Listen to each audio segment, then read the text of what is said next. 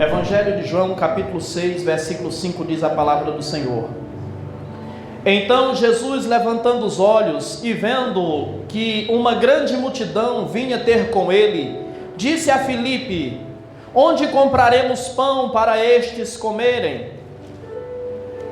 Mas dizia isso para o experimentar, porque ele bem sabia o que havia de fazer.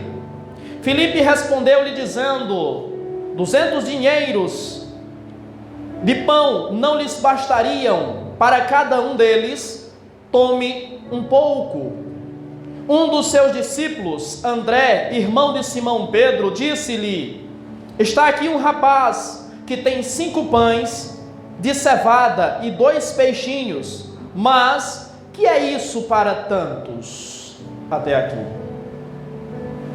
Esse texto de João, capítulo 6, ele é conhecido como a primeira multiplicação dos pães e peixes. Por 2 ocasiões, Jesus, ele operou esse milagre de multiplicar pães e peixes. Aqui a Bíblia nos fala de 5 pães e 2 peixes. Em outra ocasião, a Bíblia nos fala de 7 pães e alguns peixes.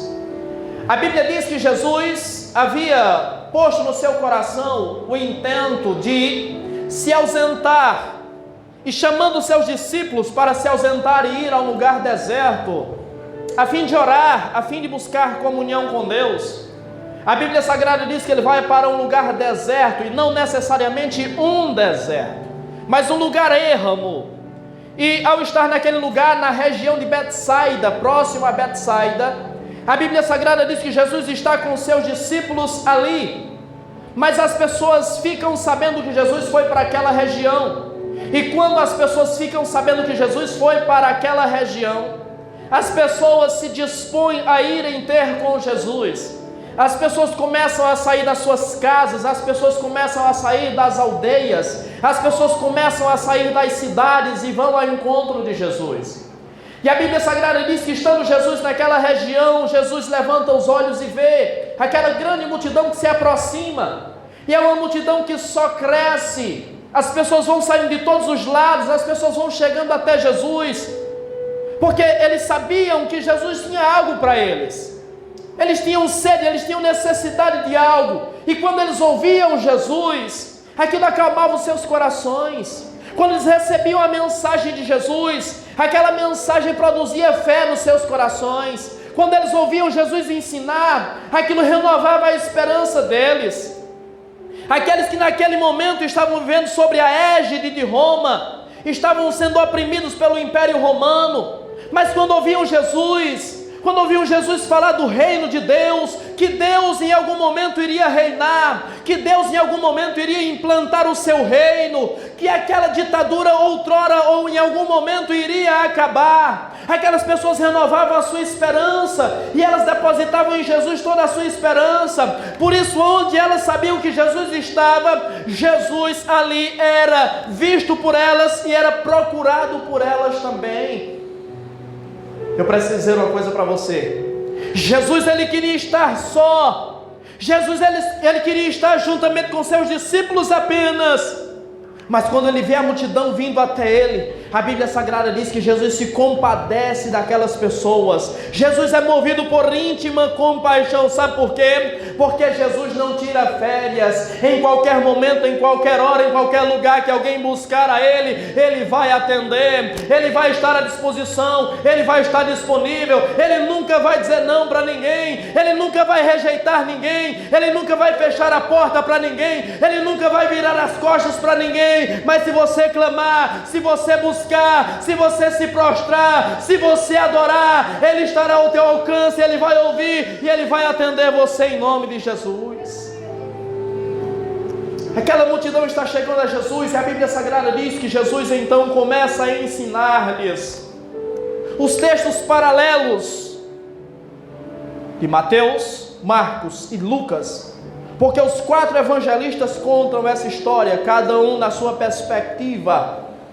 Dão a entender que era cedo, e que Jesus começa a ensinar-lhes pela manhã.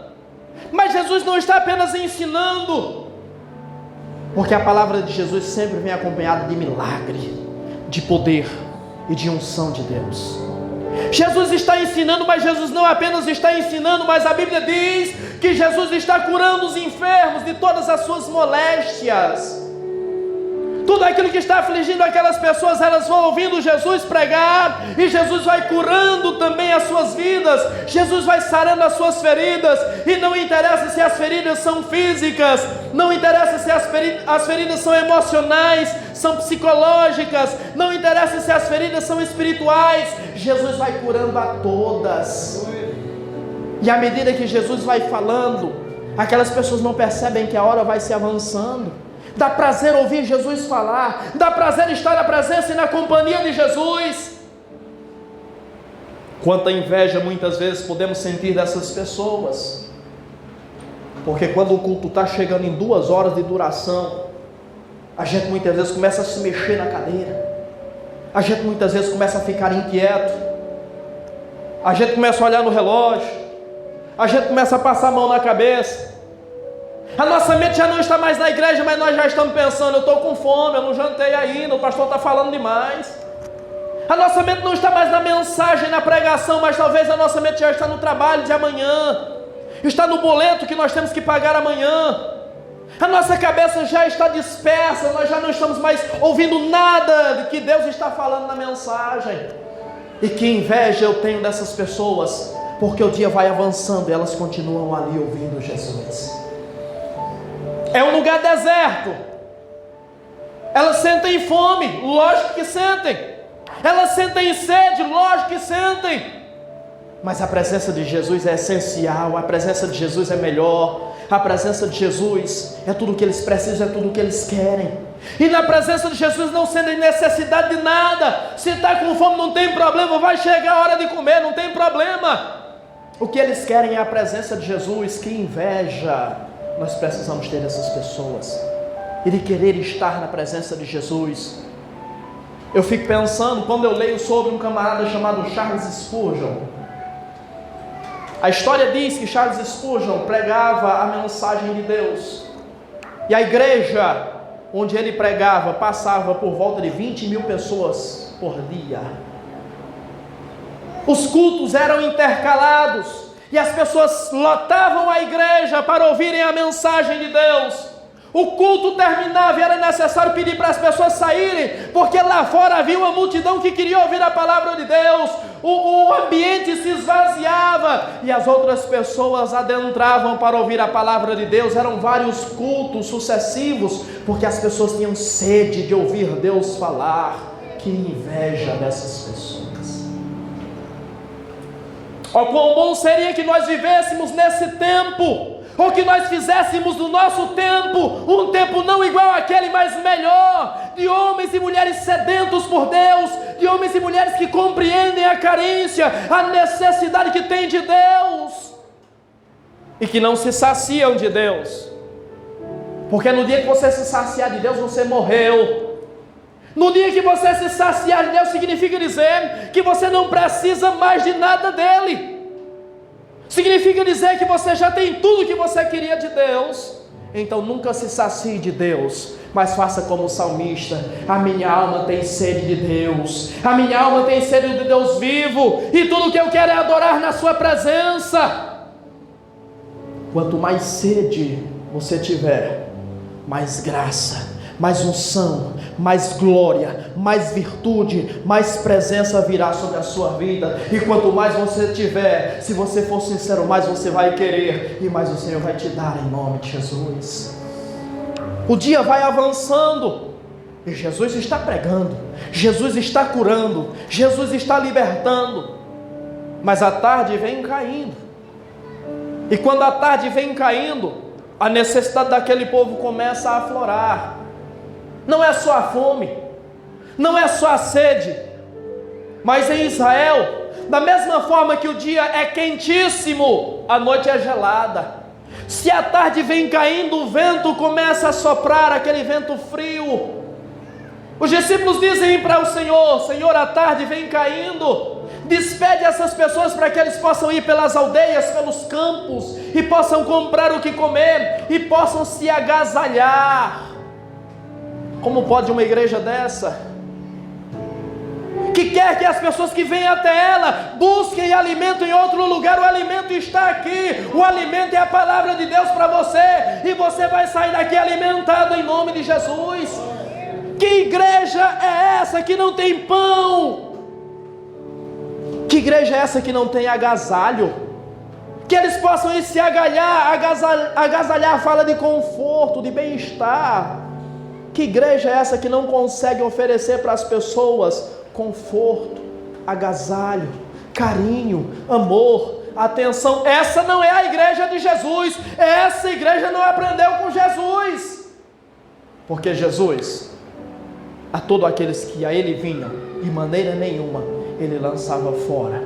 E eu não conheço ninguém que foi até Jesus e saiu de mãos abanando, de mãos vazias. Senhor, despede esse povo e manda que eles vão pelas aldeias, pelos campos, e comprem alimento para comer. Jesus diz: dai vocês de comer a eles. Aí João vem e diz que o Senhor chama Filipe e diz: Filipe, como é que nós vamos fazer para alimentar esse povo? Onde é que nós vamos comprar pão para tanta gente? Eu quero que você pense sobre uma coisa. Jesus, muitas vezes ele nos aponta a dificuldade, muitas vezes ele nos direciona a dificuldade, muitas vezes ele nos faz enxergar a dificuldade, ele nos faz enxergar o problema. Mas quando ele faz, quando ele aponta, quando ele mostra, não significa dizer que Jesus apenas jogou a batata quente nas nossas mãos. Significa dizer que ele está desafiando a nossa fé. Ele está nos desafiando para que possamos nele crer. Porque se ele diz: Filipe, onde nós vamos comprar alimento para tanta gente? O versículo seguinte diz: mas ele bem sabia o que havia de fazer. Nada fugiu do controle das suas mãos. Ele sabe perfeitamente o que está fazendo. Você começou a enxergar uma dificuldade? Você começou a enxergar o problema? O problema bateu na porta, o problema chegou à tua casa, a dificuldade, a tribulação, a aflição, a agonia, o desespero chegou. Não tem problema não. Ele manda dizer para você nessa noite: eu sei o que é que eu estou fazendo e sei o que é que eu estou para fazer também. Aleluia. Eu continuo sendo Deus, eu continuo sendo o Senhor. Diante da dificuldade, diante do problema, nós precisamos enxergar e entender, e nos enxergar de que forma nós nos inserimos no problema. Nós nos inserimos no problema como parte do problema ou como a solução para o problema. Pois, quando ele diz isso para Filipe, Filipe diz: 200 denários ou 200 dinheiros não seria suficiente para comprar pão para tanta gente, para que eles pudessem ao menos comer um pedaço. Filipe faz parte do problema. Filipe enaltece o problema. Filipe eleva o problema. Se Jesus está dizendo que é difícil alimentar tanta gente, entenda, havia ali pelo menos 20 mil pessoas. Filipe agora evidencia ainda mais o problema. Eles: 200 dinheiros não seriam suficientes. Um dinheiro ou um denário equivalia a um dia de serviço. Então ele está dizendo: 200 dias de serviço não seriam suficientes para alimentar tanta gente. Que conversa é essa? Você vai trabalhar quase um ano e não vai dar para dar um pedaço de pão a essas pessoas? Filipe, ele enaltece o problema. Como é que nós nos inserimos diante da dificuldade? Como problema ou como solução para o problema? A visão que nós temos muitas vezes é determinante para o fim da situação, seja ele bom ou ruim. Se depender de Filipe, o povo vai morrer de fome.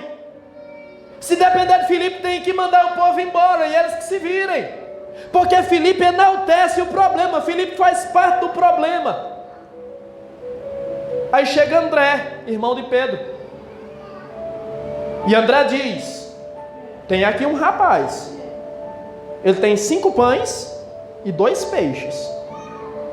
Mas o que é isso para tanta gente?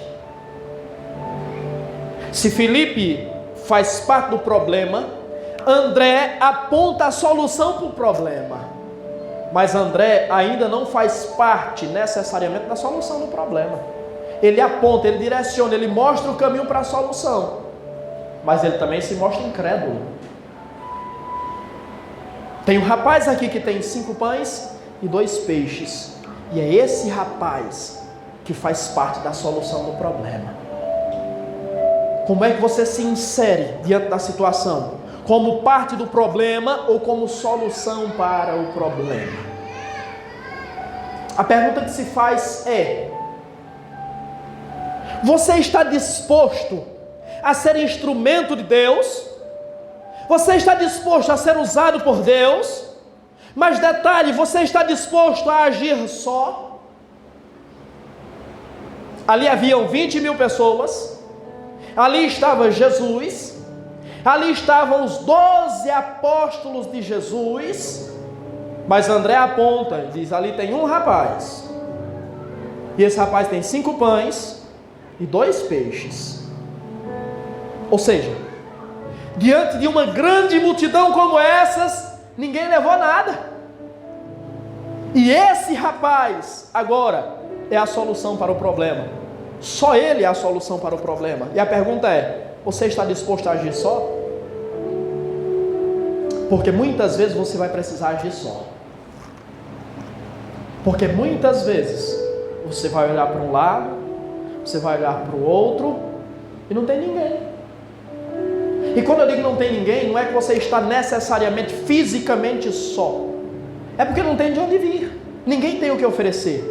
Ninguém tem o que fazer. Ninguém pode fazer, mas a coisa tem que acontecer.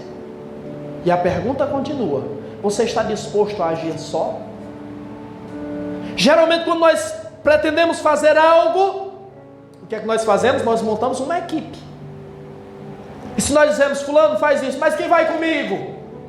Mas quem vai me ajudar? A pergunta é: você está disposto a fazer só? Quantas vezes eu tive que fazer só? Quantas vezes eu tive que evangelizar só? Quantas vezes eu tive que fazer culto ao ar livre só? Eu ia na igreja, pegava a caixinha de som, colocava nas costas ou na garupa da bicicleta, levava para o ambiente, o local onde eu ia fazer o culto. Eu levava os microfones, eu orava, eu cantava, eu pregava. Quantas vezes dentro da igreja eu passei pela mesma situação? Eu orava, eu cantava, eu dirigia o culto e eu pregava. Você está disposto a fazer só?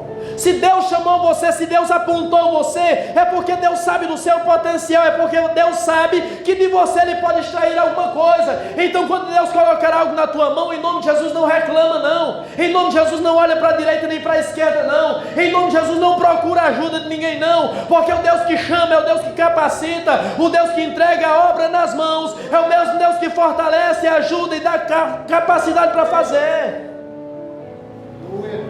Você está disposto a agir só? Aquele era apenas um menino. E eu preciso dizer para você que se acha tão pequeno, tão insignificante, tão desprezível, de onde menos se espera, é de onde mais se extrai aquele que é mais precioso. Eu estou falando de uma multidão de 20.000 pessoas. Você acha que ali não haviam comerciantes? Você acha que ali não haviam pessoas assalariadas? Você acha que ali não haviam jornaleiros? Jornaleiro no sentido bíblico não é o que vende jornal, mas jornaleiro é aquele que trabalha por dia. Ali haviam pessoas das mais variadas profissões. Ali haviam pessoas de uma posição aquisitiva um pouco melhor e pessoas mais pobres, é verdade. Existiam pessoas ali que tinham muito mais condições do que aquele menino. O que é que aquele menino tem? 5 pães e 2 peixes. Eu não sei se era o almoço dele, Eu não sei se era apenas um lanche, mas era tudo que ele tinha. E aquilo que ele tinha foi o suficiente para que através daquilo que ele tinha, Deus fizesse a obra. Eu preciso dizer para você, quanto mais você tiver, e se isso estiver à disposição de Deus, mais você será usado, mais você será usada, mais você será útil nas mãos de Deus. Mas se você tem pouco, se você tem pouca leitura, se você tem pouco conhecimento, se você não tem formação nenhuma, não tem problema, Deus vai te usar da mesma forma, porque quem usa é o Espírito Santo de Deus. Deus vai usar da mesma forma. E muitas vezes tenho visto Deus usar pessoas que não têm formação, pessoas que não têm capacidade, humanamente falando, mais do que Deus usa aqueles que têm um anel de teologia, aqueles que têm formação, aqueles que têm nome, aqueles que têm cargo, porque muitas vezes Deus está agindo na surdina, Deus está agindo nos bastidores, e quem mais está fazendo são aqueles que não aparecem, quem mais está fazendo é aqueles que não têm o microfone na mão, são esses que são mais úteis. Você acha que a igreja depende de um pastor para subsistir? Você acha que a igreja depende de um pastor para crescer? A igreja depende de você, para chamar as pessoas a virem ouvir a palavra de Deus. A igreja depende de você, para olhar para essa pessoa bonita que está do seu lado, que veio visitar a igreja, apertar a mão dessa pessoa e dizer: seja bem-vindo, Jesus te ama, Jesus quer mudar a tua vida, Jesus quer mudar a tua história. A igreja depende de você, para abraçar essa pessoa, para acolher essa pessoa, porque muitas vezes o pastor não vai ter como, não vai ter tempo, não vai ter oportunidade de fazê-lo, e você vai fazer, e Deus vai honrar você por isso. Então você que acha que não é útil na presença de Deus, o fato de você estar aqui já demonstra o quão útil você é.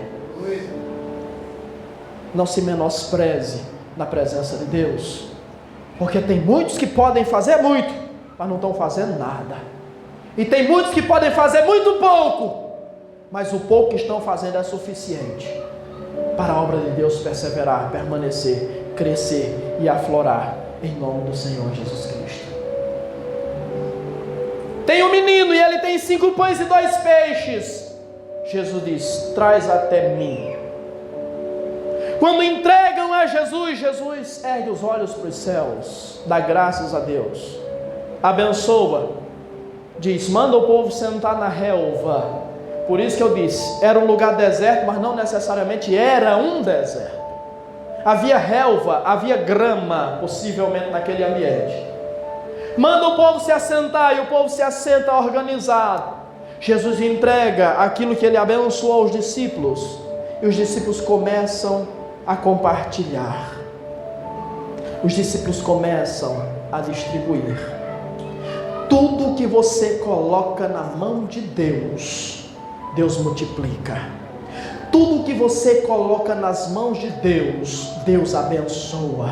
Tudo que você coloca nas mãos de Deus, Deus faz o milagre acontecer. E eu não sei o que você tem para colocar nas mãos dele nessa noite, mas eu estou dizendo, pela sua palavra, o que você colocar nas mãos dele, ele faz o milagre acontecer. Talvez o que você tem para entregar nas mãos dele nessa noite é uma dor que você está sentindo, é uma enfermidade que você está sentindo, é um problema no seu lar que você está passando, é uma dificuldade no seu casamento que você está passando, é um problema com um filho, com uma filha que você está passando, é um vício que você está passando, é uma libertação que você necessita. São inúmeras possibilidades do que você pode estar entregando nas mãos dele nessa noite, mas eu estou dizendo, o que você entrega nas suas mãos, ele faz o milagre acontecer.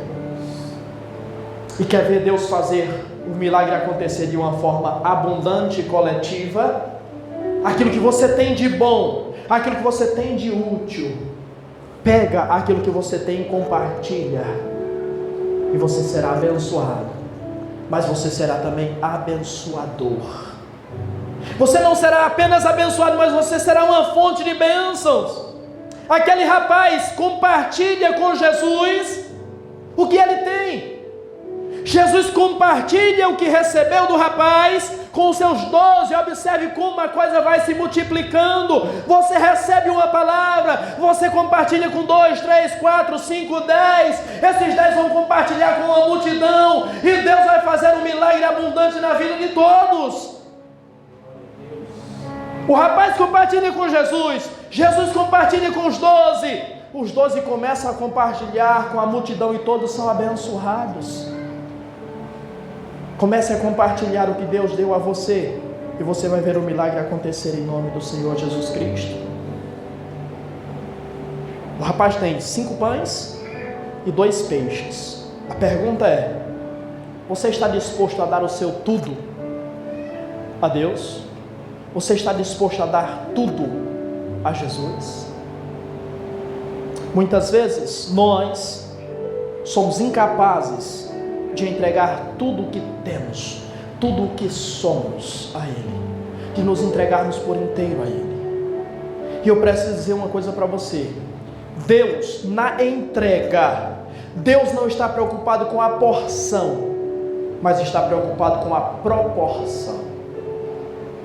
O que é isso, pastor? Deus não está preocupado com o montante. Alguém que tem 1000 pode dar 500, mas Deus não está olhando para o 500, porque alguém que tem 10 pode dar 8. E entenda, eu não estou falando de dinheiro, não estou pedindo dinheiro para você, mas quem tinha 1000 e deu 500, 500 é metade de 1000. Então quem tinha 1000 e deu 500 deu 50%. Quem tinha 10 e deu 8, deu 80%. Mas o que é mais? É 500 ou é 8? 500 é mais, naturalmente. Deus não está preocupado com a porção, Deus está preocupado com a proporção. Deus não está preocupado se você tem 500 e deu 250, ou se você tem 1000 e deu 500. Deus está preocupado que você tenha 1 e desse 1 que você tem. É isso que Ele está preocupado. O que falta você entregar a Ele? O que falta você consagrar a Ele? Qual área da sua vida falta você entregar a Ele? Deixar que Ele reine, deixar que Ele domine, deixar que Ele governe. A que proporção você se tem entregado a Ele? Quantos por cento de você consagrou a Ele? Ou tem consagrado? Quantos por cento do seu tempo você tem consagrado a Ele? Quantos por cento do seu talento você tem consagrado a Ele? Qual a porcentagem de você que você tem entregue a Ele? Essa é a pergunta. Muitos de nós, muitas vezes, estamos sempre dispostos a ir a Jesus para receber.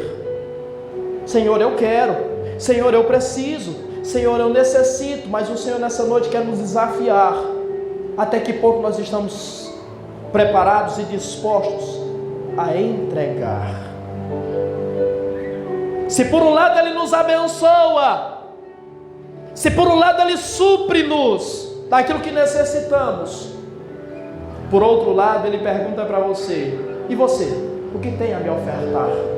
E você, o que tem a me oferecer? E mais uma vez eu digo, eu não estou falando de dinheiro. O que você tem a oferecer a Ele nessa noite? E até que ponto você está disposto a oferecer o que você tem a Ele? O rapaz entregou. Jesus mandou que a multidão fosse alimentada. Quando todo mundo já havia se saciado, e olha que 200 dinheiros não daria para comprar pão suficiente para cada pessoa pegar um pedaço de pão. Mas a Bíblia diz que todos estavam saciados. Ninguém se sacia com um pedaço de pão. Ninguém se sacia com um pão. Tem algumas pessoas que precisam comer 10 para se saciar, ou mais. Então aquelas pessoas comeram e se fartaram, comeram abundantemente.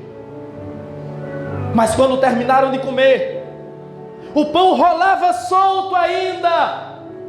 Os apóstolos passavam com o cesto, quer mais um? Não aguento mais, não dá mais, já comi demais, não suporto mais. Se eu comer mais um pedaço é gula, eu estou pecando, não quero mais. Entendam uma coisa, o que nós entregamos nas mãos de Deus, sempre voltará para nós, multiplicado. Porque quando ninguém mais queria, Jesus mandou recolher e disse que nada se perca. E recolheram 12 cestos cheios de pães. Ou seja, aqueles cestos que foram recolhidos, você acha que foram entregues a quem? Com absoluta certeza, aqueles cestos que foram recolhidos foram entregues àquele rapaz que ofertou 5 pães e 2 peixes. Tudo que você entrega nas mãos dele voltará para você multiplicado. Então se entregue sem reservas, porque você verá o que ele vai fazer na sua vida, em nome do Senhor Jesus Cristo. A outra pergunta que eu quero que você reflita nessa noite é: você está disposto a ser anônimo? E o que é ser anônimo? Ser anônimo é estar no anonimato. Deu na mesma, pastor. Estar no anonimato é não atrair holofortes para si, é trabalhar nos bastidores, é fazer as coisas sem ninguém ver. Nós estamos dispostos a estar no anonimato? Porque é verdade, muitos fazem,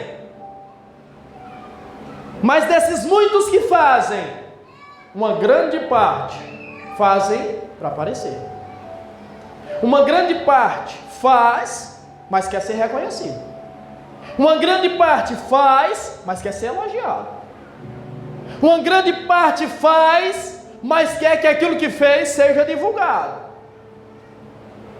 Muitos estão dispostos sim a fazer, mas com que motivação? A motivação com que nós fazemos é determinante para revelar quem somos, que disposição temos no nosso coração. Qual é o nome desse rapaz? Você sabe? Você não sabe. Pergunta para mim qual é o nome do rapaz. Pergunta. Eu também não sei.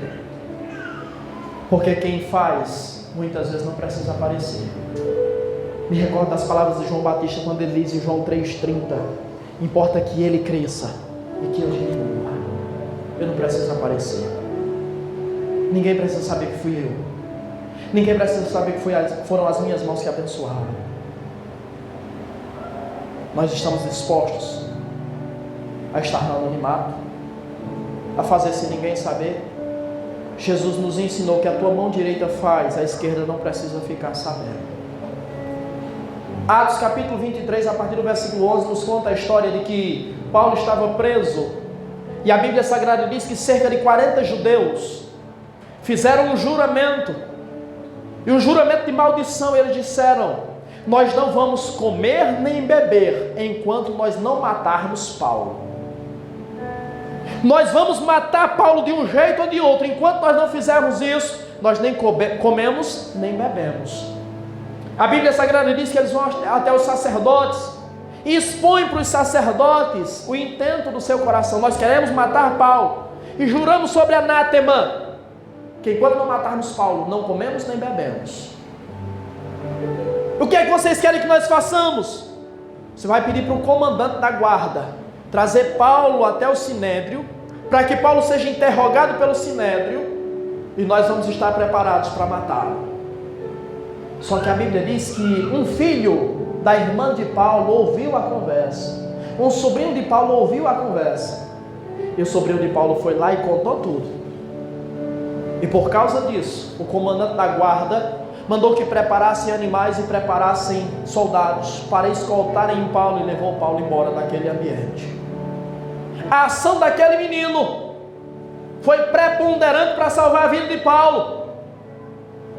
Paulo iria morrer se aquele menino não tivesse agido. Eu pergunto: qual é o nome daquele menino? Eu não sei. Porque nem sempre quem faz precisa aparecer. Segundo o livro dos Reis, capítulo 5, nos conta a história de Naamã, o general sírio que estava leproso, e não achava meio nem solução para a sua lepra. E a Bíblia Sagrada diz que uma menina, escrava, judia, diz: se o Senhor estivesse na minha terra, lá tem um homem de Deus. Se o Senhor estivesse na minha terra e o Senhor fosse um homem de Deus, o Senhor ficaria curado daquela lepra. A Bíblia Sagrada diz que Naamã foi até o profeta Eliseu, seguiu a orientação do profeta Eliseu e foi curado. A pergunta é: qual o nome daquela menina? Ninguém sabe. Ninguém sabe. Porque quem quer fazer a obra de Deus não precisa aparecer. Nós estamos dispostos a ser anônimos.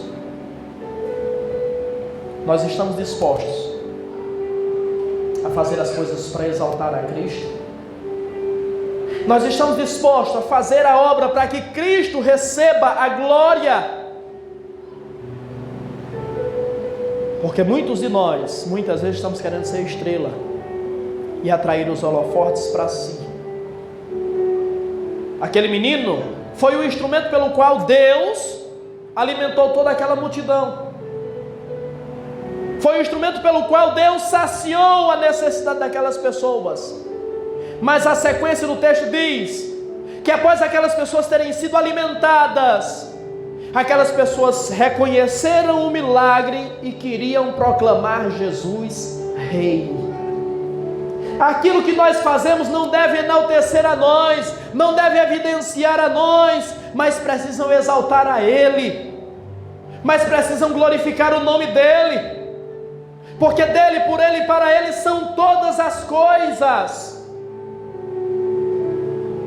Em tudo que fazemos, quer no comer, quer no beber, quer no falar, que tudo seja para a glória de Deus. É que nos ensina a Bíblia Sagrada. Nós estamos dispostos a fazer as coisas sem receber glória, sem receber honra nenhuma, para que apenas Cristo receba a glória.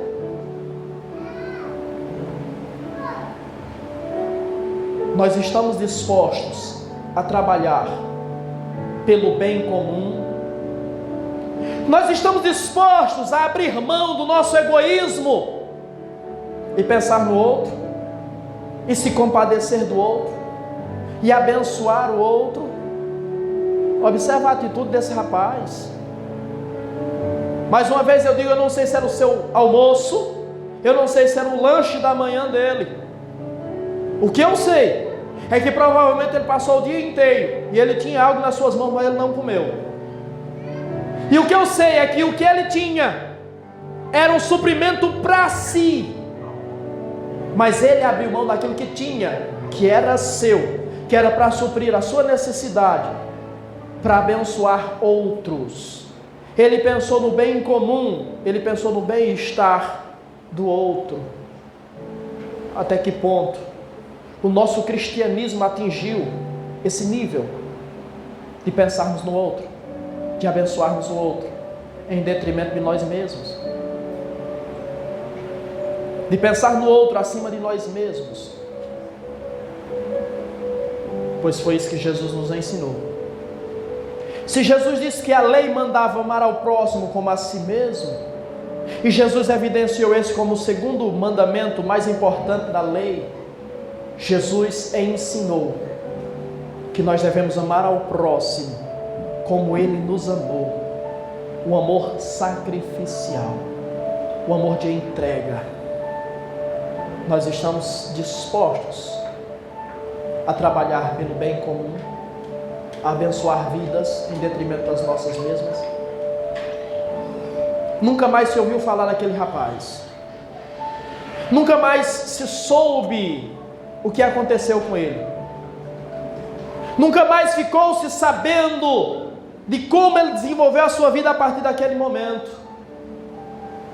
Não se sabe qual era a sua família, não se sabe se ele tinha pai, mãe, não se sabe nada sobre aquele jovem. Mas uma coisa eu tenho certeza: aquele jovem marcou a vida daquelas pessoas.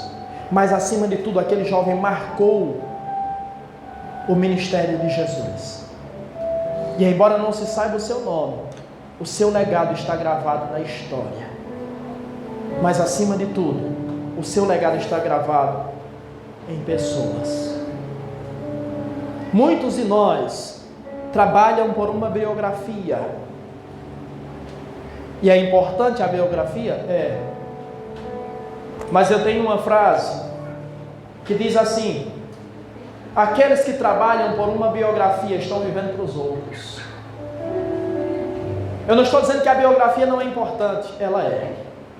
Mas aquele que trabalha apenas pela biografia está vivendo para os outros. Porque em nome de uma biografia nós muitas vezes nos privamos de muitas coisas.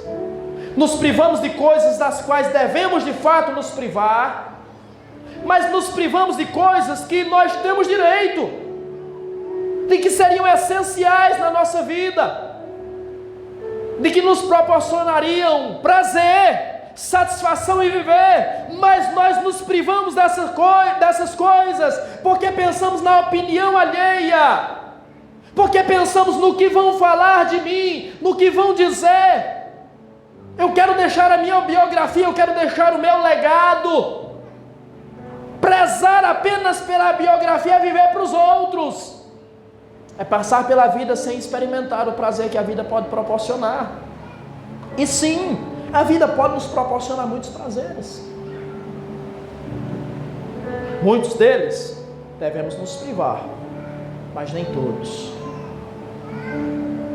Se muitos de nós prezam por uma biografia, muitos de nós também prezam pelo legado, pela história. E eu tenho uma outra frase que diz: melhor do que marcar o nome na história é marcar o nome em pessoas. Muito mais importante do que marcar o nome na história é marcar a vida de pessoas. Talvez você não seja importante para o povoado em que você está, a comunidade em que você está. Talvez você não seja importante para a rua em que você mora, para o bairro em que você reside, para a cidade onde você habita, para o estado onde você está inserido, para o país que é a tua pátria. Talvez você não seja importante, mas se você marcar a vida de uma pessoa, para aquela pessoa você será importante, e para Deus você será importante por ter marcado a vida daquela pessoa. Mais importante do que marcar o seu nome na história é marcar o seu nome em pessoas. E aquele jovem, eu não sei o seu nome, mas aquele jovem marcou a sua vida, a sua história, a sua biografia e o seu nome na vida de Jesus, na vida dos apóstolos de Jesus e na vida de toda aquela multidão. Isso nos ajuda a pensar quais devem ser as nossas prioridades. Isso nos ajuda a pensar como devemos viver ou como podemos viver a nossa vida. Isso nos ajuda a entender que nem sempre a vida deve ser levada como muitos estão ditando, como muitos estão dizendo que tem que ser. A Bíblia Sagrada diz: importa obedecer a Deus do que aos homens. Nessa noite, entregue o que você tem, entregue o que você é a Deus, porque Deus vai fazer um milagre acontecer na sua vida, em nome de Jesus.